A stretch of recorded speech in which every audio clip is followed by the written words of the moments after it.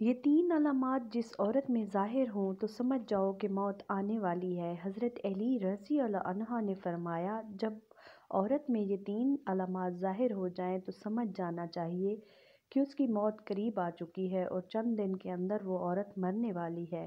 بسم اللہ الرحمن الرحیم۔ السلام علیکم۔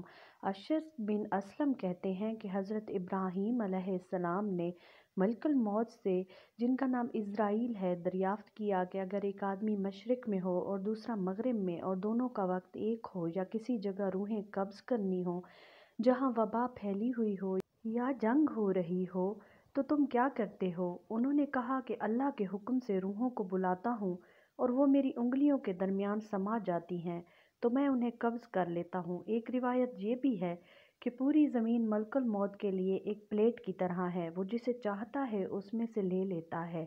وہب ابن منبع کہتے ہیں کہ ایک بادشاہ نے کسی جگہ جانے کا ارادہ کیا، پہننے کے لیے بہترین لباس منگوایا، سواری کے لیے بہترین سواری منگوائی، اس پر سوار ہو کر بڑی شان و شوکت اور متکبرانہ انداز سے نکلا کہ اس کے نزدیک کسی آدمی کی کوئی اہمیت نہ تھی۔ اسی دوران اس کے پاس ایک بدحال اور پرگندہ بال شخص آیا اور اسے سلام کیا، لیکن بادشاہ نے اپنے غرور و تکبر کی وجہ سے اس کے سلام کا جواب نہ دیا۔ اس شخص نے اس کے گھوڑے کی لگام پکڑ لی۔ بادشاہ نے کہا کہ لگام پکڑ کر تو نے بہت بڑی غلطی کی ہے۔ اس نے کہا کہ میں تیرے پاس ایک ضرورت سے آیا ہوں۔ بادشاہ نے کہا کہ میرے اترنے کا انتظار کر۔ اس نے کہا کہ نہیں، اسی وقت کام ہے۔ یہ کہہ کر اس نے لگام کو زور سے جھٹکا دیا۔ بادشاہ نے کہا کہ ٹھیک ہے، اپنی ضروریات بیان کر۔ اس شخص نے کہا کہ یہ ایک راز کی بات ہے۔ بادشاہ نے اپنا چہرہ اس کے قریب کیا۔ اس نے کان میں سرگوشی کی، میں ملک الموت ہوں۔ یہ سن کر بادشاہ کا رنگ متغیر ہو گیا اور زبان لڑکھڑا گئی۔ وہ کہنے لگا، مجھے اتنی مہلت دے، میں اپنے گھر واپس جاؤں اور اپنی بعض ضروریات پوری کر لوں اور اپنے اہل و عیال کو الوداع کہہ دوں۔ بالکل ملک الموت نے کہا، اب اس کی اجازت نہیں، اب کبھی تو اپنے گھر والوں کو اور اپنے مال و متاع کو نہیں دیکھ سکے گا۔ یہ کہہ کر ملک الموت نے اس کی روح قبض کر لی اور وہ سواری سے بے جان لکڑی کی طرح زمین پر گر پڑا۔ حضرت عامر روایت کرتے ہیں کہ ملک الموت حضرت سلیمان علیہ السلام کی مجلس میں آئے، ان کے ساتھیوں میں سے ایک کو گھورنے لگے۔ جب مجلس برخاست ہوئی تو اس شخص نے حضرت سلیمان علیہ السلام سے پوچھا، یہ کون شخص ہے جو مجھے اس طرح گھور رہا ہے؟ حضرت سلیمان علیہ السلام نے جواب دیا، ملک الموت تھے۔ یہ بات سن کر وہ شخص گھبرا گیا اور کہنے لگا، شاید وہ میری روح قبض کرنا چاہتے ہیں۔ حضرت سلیمان نے اس سے دریافت کیا، تم کیا چاہتے ہو؟ اس شخص نے جواب دیا، میں چاہتا ہوں کہ آپ ان سے مجھے بچائیں اور ہوا کو حکم دیں کہ وہ مجھے اڑا کر کہیں دور لے جائیں۔ آپ علیہ السلام نے ایسا ہی کیا۔ تھوڑی دیر بعد ملک الموت دوبارہ مجلس میں حاضر ہوئے۔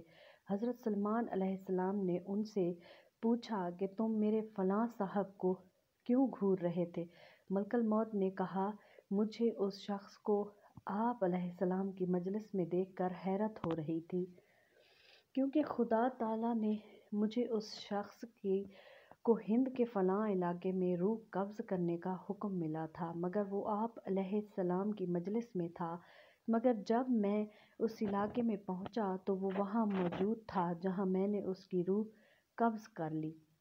زندگی اور موت صرف اللہ عز و جل کے ہاتھ میں ہے۔ کسی ذی روح کو اس کی موت کے بارے میں خبر نہیں دی گئی سوائے اللہ کے نبیوں اور برگزیدہ بندوں کو، لیکن یہ ایک ایسی حقیقت ہے جسے انکار ممکن ہی نہیں۔ ہر ذی روح کو موت کا ذائقہ چکھنا ہے، اگرچہ موت کے بارے میں کوئی حتمی طور پر آگاہی نہیں دے سکتا، لیکن بزرگان دین اس بارے میں ہمیں پیشن گوئی کرتے ہیں، اور حضرت علی رضی اللہ عنہ کا موت کے بارے میں فرمان ہے، جب انسان میں تین علامات ظاہر ہونے لگیں تو جان لیں کہ موت واقع ہونے والی ہے۔ چند دن کے اندر وہ شخص مرنے والا ہے اور اسے موت آنے والی ہے۔ موت کا فرشتہ کسی بھی وقت تمہارے دروازے پر دستک دے سکتا ہے، یعنی موت قریب ہے۔ نمبر 1، جب سیاہ بال سفید ہو جائیں۔ نمبر 2، جب بدن سے توانائی ختم ہو جائے۔ نمبر 3، جب کمر جھک جائے، یعنی کمر ٹیڑھی ہو جائے، جسم میں طاقت نہ رہے، ہاتھ تو ہیں لیکن چھونے کی طاقت نہیں، پیر تو ہیں لیکن چلنے کی ہمت نہیں، کھانے پینے کا سامان تو ہے لیکن کھانے میں لذت نہیں، جب جیب میں پیسے ہیں لیکن بڑھاپے کا علاج نہیں، بہن بھائی بیٹا بیٹی رشتہ دار تو ہیں لیکن کھڑے ہونے اور چلنے پھرنے کا سہارا نہیں، جب یہ علامات ظاہر ہونے لگیں تو سمجھ لیں کہ موت قریب ہے۔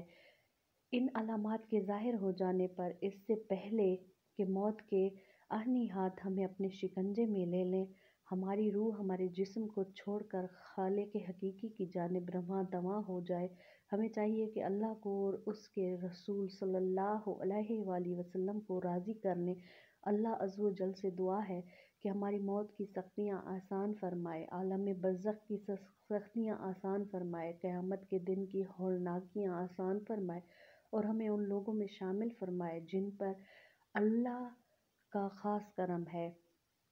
نبی پاک صلی اللہ علیہ وآلہ وسلم کی شفاعت ہو، اللہ ہم سب کا حامی و ناصر ہو، آمین ثم آمین۔ ویڈیو کو آگے شیئر لازمی کر دیں اور کمنٹ میں اللہ تعالیٰ کے 99 ناموں میں سے ایک نام ضرور ٹائپ کر دیں۔ جزاک اللہ۔